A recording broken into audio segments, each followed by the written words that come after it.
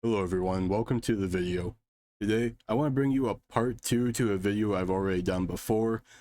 In that video, I showed how to make an ESO PvP build. And in that specific video, I showed builds that were more relative to 1v1 or 1vx builds. Now, a very popular type of build to run in ESO is a healer or a support. Today, I'm going to be showing you just a general idea of how to make one of those builds. Feel free and use the one I have here in my superstar. It does work. You can play it as you like.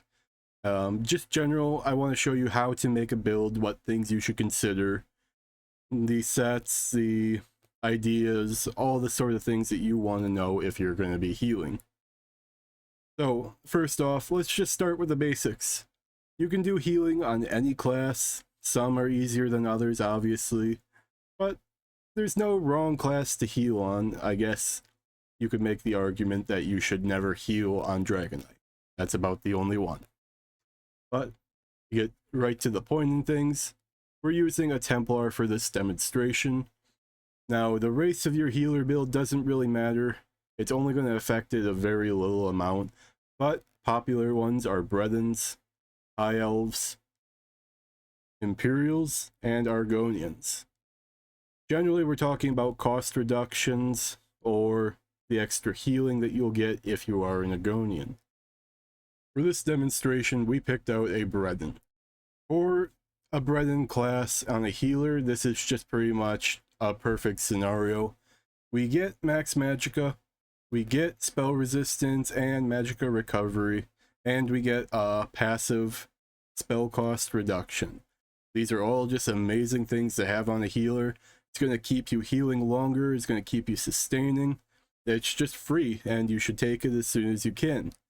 Now, Imperial also does have a 6% cost of all abilities, but they don't have this extra max magicka recovery and max magicka itself. So Breden is usually my go-to for a healer. Now let's get back into our ordinary stats. Like before I talked in my previous video, we go 64 in the health. We want to get as much health as we possibly can. And that's because when you are a healer, you're going to get targeted. People see that you're healing and keeping some DPS or other people up, and if they have the opportunity, they're going to go straight after you. You're going to be a big walking target, and you need to be able to survive. Now, if you're playing in Cyrodiil, you should normally be at 35k health or somewhere around there already. Otherwise, people will just kind of pull you into a bomb and you blow up. Again, we're pushing a lot of high recovery on this build because we will just be spamming heals. Spamming heals does have its purpose, and some other skills in here that we will get to also have additional benefits for our team. But as you can see there, I do have a nice high health pool, and I do have a high magicka recovery. You can see I don't have a great amount of resistances. Those will get buffed up as we hit our skills. We do have a nice higher mag pool for the current patch. I do like that. Then I always choose the Atronach stone when I am on a healer. Again, your recovery is just the most important thing you can have. Next, I'd like to tackle the sets. Now, I need to preface this by saying the sets you wear in PvP are very fluid, especially for healing, and they will change a lot depending if you're on solo, small group, Zerg healing, all group, organized comp group. Generally speaking, nothing is a one-size-fits-all for PvP healing, but that doesn't necessarily mean any setups are really bad. As long as you have a general idea with the sort of things I'm going to keep talking about in this video, you'll be in the right direction, and maybe in a more organized group or something, people might ask you to run, one set over the other. Overall, it's not going to be a huge deal, it's just some more optimization stuff people will like to do. Now first, I'm going to get into this by saying, just like the last video, I'm showing off how to run two different 5-piece sets, a Mythic and a monster set. Now first, we're going to start with the monster set. I chose Earthgore on this. Earthgore is a strong healing proc. You can rely on it no matter which class, which kind of build, and it is mostly used in Cyrodiil because it can remove harmful ground effects on If you're getting siege, this is a great set to have out because it can just proc and remove oil or meat bag siege from the ground. And it might just save your lives with that nice little burst heal that's on it. Now, nonetheless, the next set we choose, so we can run this nice little fancy setup, is the trainee set. This is just a one piece, heavy reinforced on the body, tri-stat. I mentioned this in my last video. If you're running this sort of setup, it is super powerful, and I just wholly recommend running it. Next set we're running is a little bit more obscure. It's a crafted set, and it has a specific purpose in this build that I'm going to get into just a little bit later. When I start talking about the buffs, I will come back to it. We choose Snow Treaders for our mythic. Like I said in my last video, the worst thing you can do in PvP is be slow. Now, necessarily you're going to be slower on a healer if you do not have major or minor expedition, and this won't let you sprint in combat. But you're going to ask me, why would you not want to be able to sprint in combat? Well, you're going to get slowed down by snares and mobilizations a lot, especially if you're in Cyrodiil. You're not going to be able to run anywhere during a siege. You're not going to be able to run anywhere if there's another group firing at you. But Snow Treaders makes PvP different. Now, you have to take my word for this unless you run them already.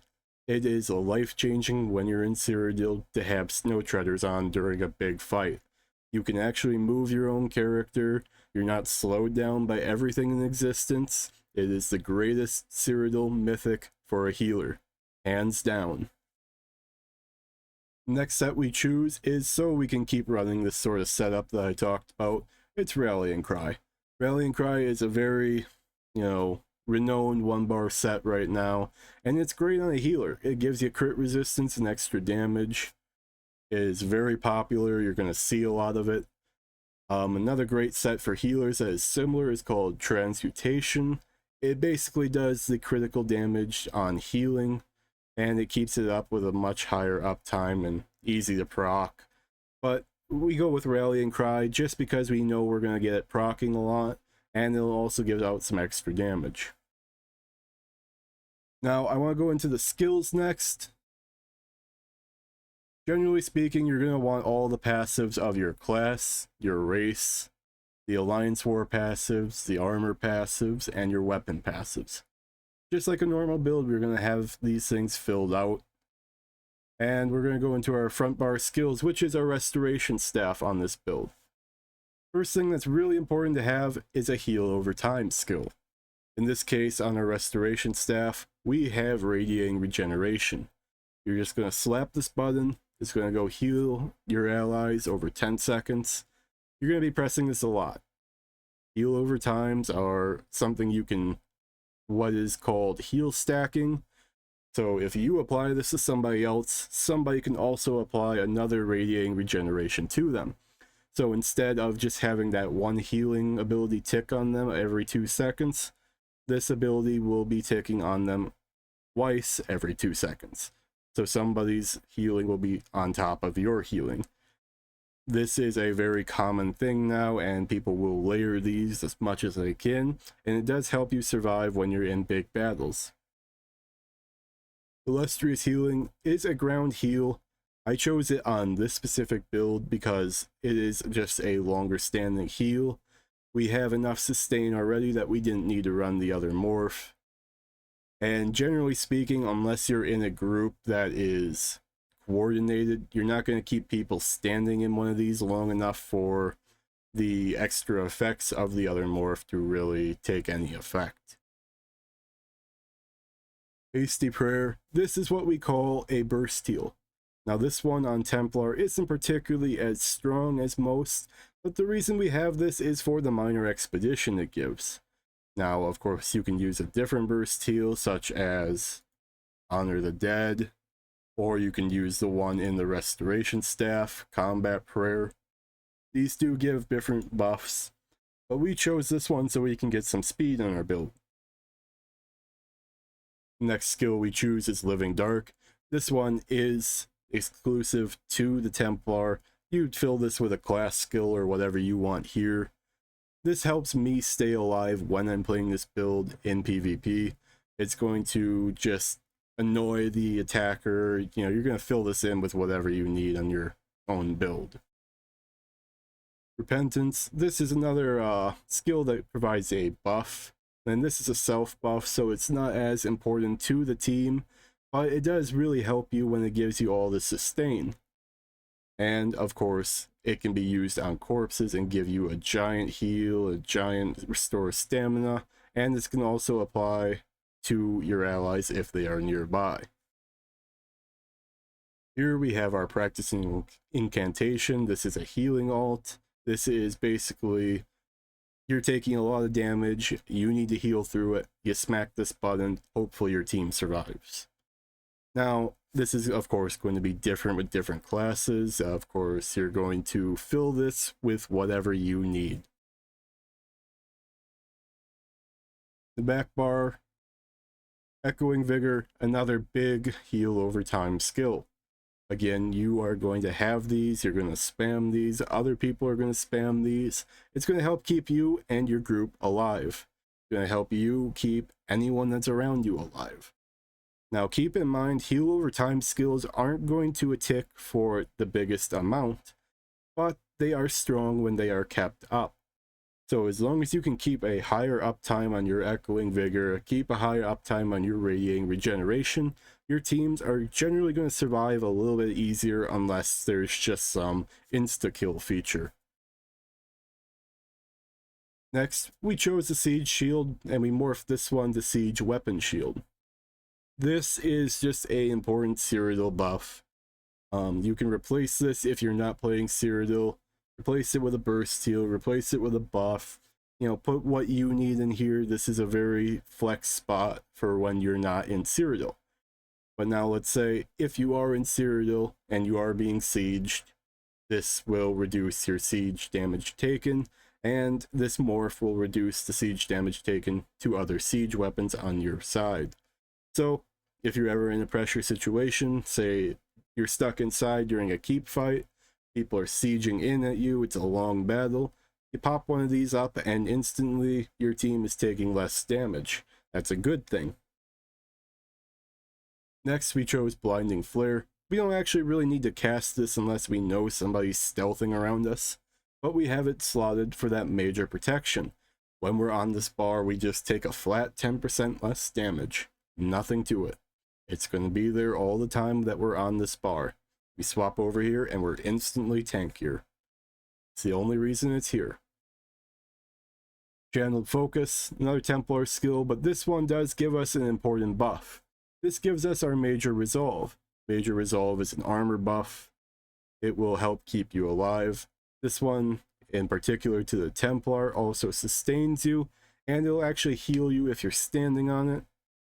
And even if you're just a little bit off of the ruin, you'll still get healed, and that's just a great skill. Extended Ritual, another Templar skill. This one is called a Purge. This can purge harmful effects from yourself and your teammates. Now, generally, these aren't recommended to be run because of the Plague Break set. If you see people blowing up around you due to Plague Break, this is usually a reason why, unless somebody in that group died by themselves. But generally speaking, the only time you want to use a Purge is if you have a lot of siege on you, or if you're standing right under a ram and you're getting oils poured on you. You're going to want to Purge, and the Templar has this built in, the Warden has one built in, Necromancers also have one built into the class. Other people will need to go to the support and get the Purge itself. Keep in mind, you usually don't want to Purge anything if you can help it, but it is a strong ability. Next, we choose Solar Prison. Now, we're a healer, and we have a damage alt slotted. So this is going to confuse some people, because healers are not primarily healers in ESO. You do a lot more buffing. Even if you're not thinking about it, you're trying to buff your teammates, you're trying to help them out. If you don't have to spam heals on your teammate for 1 second, you swap to this bar, you hit your Solar Prison, you drop it in the middle of enemies, Say they're on a flag in a keep, you drop that on them, somebody who's a DPS runs in there, they hit your synergy, and everybody in that room dies because they hit your synergy and they had vicious death on, they just blew up everyone. That is something a healer can do. You as a healer are not going to kill people individually, but your synergies are very, very important into helping people get kills, keep their resources staying up. So when you're playing a healer, I really want you to think about what synergies you're providing to your team. See, on here we have a Purify synergy that helps people purge negative effects from themselves and heal. And on this bar we don't have one, but what could we slot here that would help them? We can go down to the Undaunted and slot Energy Orb or Blood Altar. Blood Altar will give them a giant burst heal if they're low. Energy Orb will give them resource sustain. Again, your skills, everything you're going to do is going to just change a bit depending on how you play your character, what class you are, or even what comp group you're in and what the group leaders are asking you to run. So next, I want to go back to our gear. Now, in our gear, I did not address this before, but I need to address it now. There are basically two traits you're going to run as a healer, especially if you're running Snow Treaders. And I very, very much hope that you are running Snow Treaders as a healer, as it will change your world. Generally, you're going to run Divines, or you're going to run Impenetrable. I did say this in my previous video that Impenetrable is just a worthless trait. Now, when you're running Snow Treaders, you have two different options. You have Divines, or you have Impenetrable. In this case, where I'm running Rallying Cry, I don't need Impenetrable. I'm going to get my crit resistance through the Rallying Cry set, and I don't have to worry about it. If, and my sole recommendation is if you are not getting critical resistance from anywhere else, no friends, no group, no self buffs, run Impenetrable. If you are going to get self-buffed crit, or you're going to get it from something you can trust to have a high uptime on that crit resistance, say a friend or a comp group, then run Divines. It will make a difference in your build depending on how you play and who you're playing with. Now, as you can see on my heavy piece here, I do have Reinforced. That sticks through any sort of build that I'm talking about. You hit, your Reinforced heavy chest. That's just the norm. That's not going to change no matter what kind of build I'm talking about. This is just the most bang for your buck. And on our jewelry, I chose Arcane just so we get some extra magicka here. If you are playing with a comp group, sometimes people are going to ask you to run Swift. Swift or Infused are generally normal. You might see some Arcane here and there if you're just pugging or running with friends. It's not going to make a huge make or break in your build, whichever one you're most comfortable with. I have my Templar set up in most cases to be tanky, so this is how I play. Now that I've covered buffs, I really want to go back and touch on this Spectre's Eye set that we're running. It is very important because it gives us one of the most important PvP buffs that most people don't really think about. And that buff is Major Evasion. Major Evasion reduces your damage from area attacks by 20%.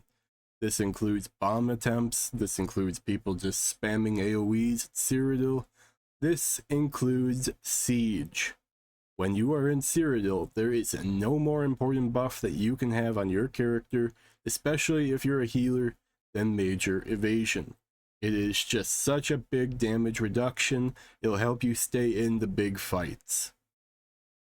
Now, in this case, I don't have a way to slot it on my bar normally, so I went around and I worked in the Spectre's Eye set. This will let me have it up at 100% uptime that I can have with any magicka ability on my back bar. So just about anything except Echoing Vigor. So it's really easy to keep up, and it keeps up such an important buff that I can have all the time. Just like that. That is a most important buff that you can give anyone, that you can get. If you can have this in Cyrodiil, you are just golden. Now, we also need to cover the weapons that we have here and the trait and enchantments on them. On your restoration staff, you should always run powered. It's just the most bang for your buck. You're going to be healing a lot. You might as well get extra healing done. Now here, I recommend an Absorb Magicka enchantment or, and only or, a weapon damage enchantment. It's going to base on what you need the most. In this case, I like to stack my Magicka unless I'm playing with an organized group. Then I will run a weapon damage enchant. And on your off bar, back bar, I run a defending weapon, and you can see here that it is purple. I should really have this golded. The enchantment that you have on your back bar, especially if it's melee, does not make a difference. Usually some people will go with another weapon damage enchant, flame or poison damage, absorb magicka, absorb stamina, something like that. You're not going to be proccing this back bar enchantment all that much for it to really matter to you. And on our shield, I run sturdy with a stamina enchantment. And this is just because if I'm ever on the back bar, in a situation where I need to block a lot, at least I have a little bit of extra stamina. And this will only be active on the back bar, so I'm not really worried about tri-statting it. It's not that important. Next, let's get into our CP. In our CP, like I say in many of my build videos and in my previous video of this caliber, I mentioned that the green tree is just kind of whatever you want. I have Steed's Blessing for out-of-combat movement speed, Rationer for some extra food uptime, Gifted Rider so I can mount and ride faster, extra no stamina cost on my mount Cyrodiil. These things, just swap out with whatever you want. They don't affect combat in any way, so it's not really too much of your problem. Then, in our blue tree, I don't have anything spec'd in the damage because I don't deal damage. I only have a synergy and some heavy attacks on occasion. So we're not worried about this at all. Mostly, we feature our healing here. I have the AoE healing, single target, healing over time. And then in here, this is my favorite sort of CP to mess around with because these effects are very special. From the Brink is one of my favorite CPs on a healer, because whenever you get an ally below 20% health, they're going to get a giant shield on them in PvP.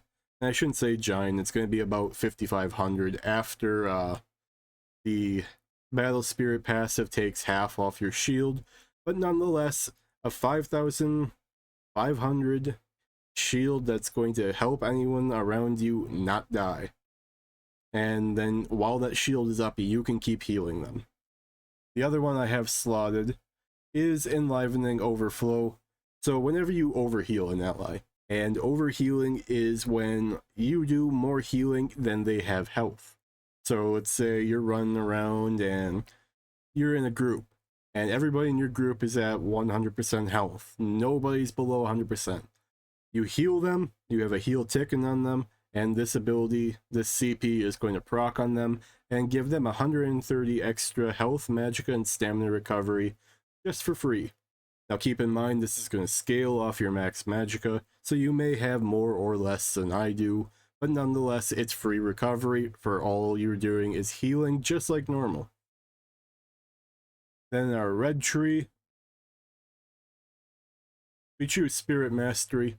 This is a Templar special. Templars res faster as it is. You slap this on, you res very fast. If you're not a Templar, swap this out with anything you're more comfortable with. I would recommend Celerity if you don't have it already. I have Boundless Vitality. We want to hit that 35k health or as close to it as we can.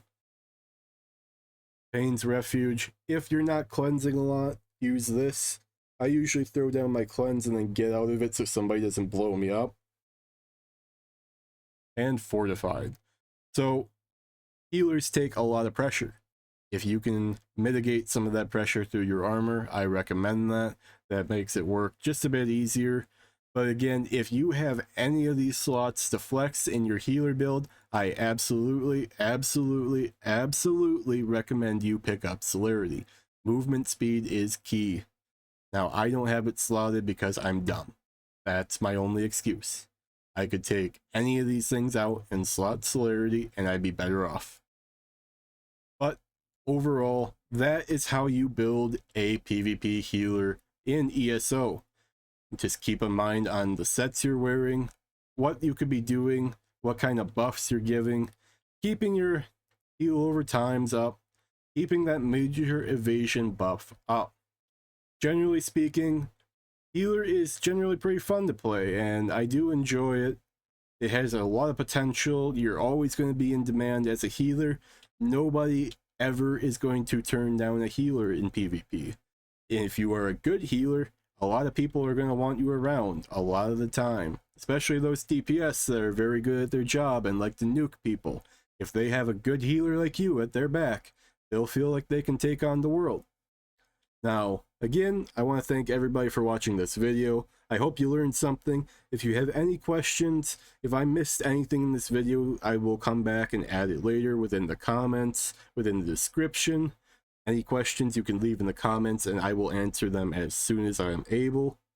I'd just like to say thank you again. I hope you have a great day, a great night, and I'll see you in the next video.